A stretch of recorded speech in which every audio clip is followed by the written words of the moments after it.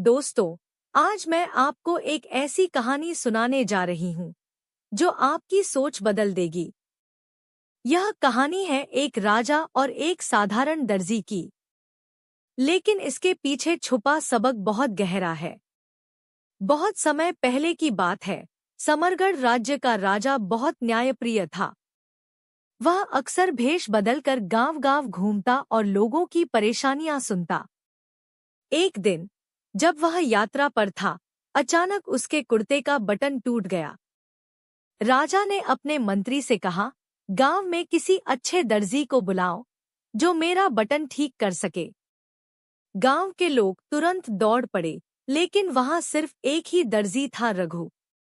वह एक सीधा साधा आदमी था जिसकी छोटी सी दुकान थी। उसे राजा के पास ले जाया गया। जैसे ही रघु राजा के सामने पहुंचा, वह थोड़ा घबराया। राजा मुस्कुराए और बोले, क्या तुम मेरा कुर्ते का बटन लगा सकते हो?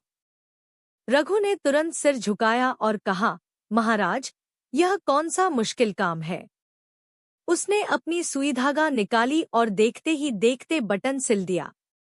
राजा बहुत खुश हुआ और दर्जी से पूछा, बताओ, तुम्हें इस काम के कितने पैसे दूं? रघु बोला, महाराज, यह तो बहुत छोटा काम था, मैं पैसे नहीं ले सकता। राजा ने फिर कहा, नहीं, तुम मांगो तो सही, हम तुम्हें मेहनत की पूरी कीमत देंगे। अब रघु सोच में पड़ गया। अगर मैं 2 रुपए मांगूंगा तो राजा को ज्यादा लग सकता है, लेकिन अगर मैं कम मांगू तो शायद राजा मेरा अपमान समझे।